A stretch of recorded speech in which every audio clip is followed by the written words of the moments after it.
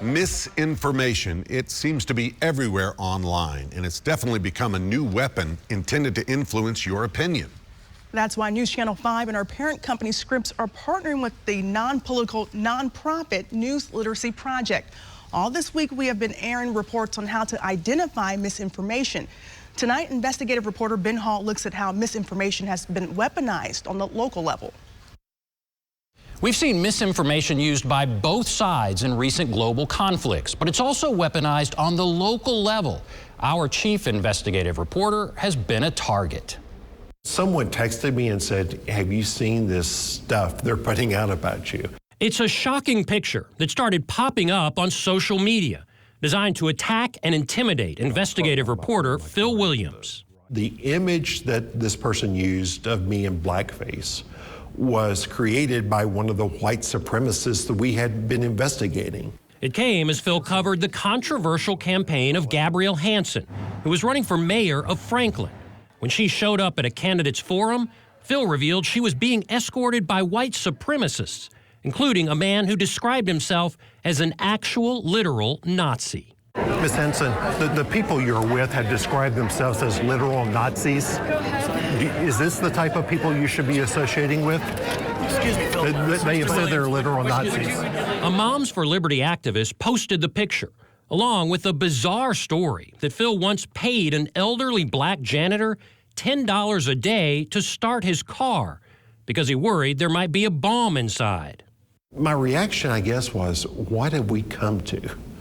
I mean, the fact that someone would just make up stuff like that. It was just amazing to me that I was investigating white supremacists, and then they would try to manufacture this story that says, oh, well, he's worse than we are. People are using misinformation to push their own beliefs and to discredit others. John Silva with the News Literacy Project says misinformation is not new, but social media makes it easier to spread and easier to attack legitimate sources of information. What they are trying to do is, on one level, to just erode trust in journalism and news organizations and journalists. We know that there's fake news. That's exactly what Gabrielle Hanson tried to do when she went on the podcast of a supporter and falsely implied Phil was being paid by an outside source to do the reports on her. Well, I look at it as a paid advertorial. Okay. I'm not sure who's paying for it, but it is like an advertorial format. I think in her case, it was a way to say, don't pay any attention. He's getting paid. He's not really a journalist. Again, that was 100% false. She and her campaign manager... But the series of reports led to more than misinformation. Phil also received physical threats. One day I checked my voicemail and I had a recording from a person saying, you're an enemy of the people and you must be eradicated. There were also threats online. This one, we are watching you, Phil. Always watching, always listening, always near. Others talked about the day of the rope is right around the corner. You cannot let it discourage you from doing your job, because if you do that, then they win. And then the next person's going to try that, and the next person. We've been in a dangerous time for many years now. Silva says this is not just a dangerous time for journalists, but for everyone. When people feel overwhelmed by too much information, they tune out and stop paying attention.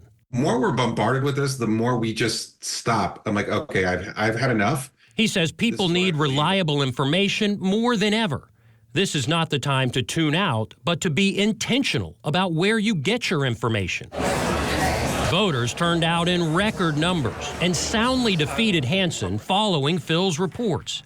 He says despite the attacks and threats, he never thought about walking away. My job, my determination is I'm just going to write it out, because I'm not going to let them win by just making horrific false attacks against me. Experts say most misinformation is rooted in emotion. The goal is to get people upset, so they quickly share it on social media. Then it spreads with your endorsement. Be sure to pause and verify before you share. Ben Hall, News Channel 5 investigates. For tips and tools on spotting misinformation and other ways to become more news literate, head over to newslit.org.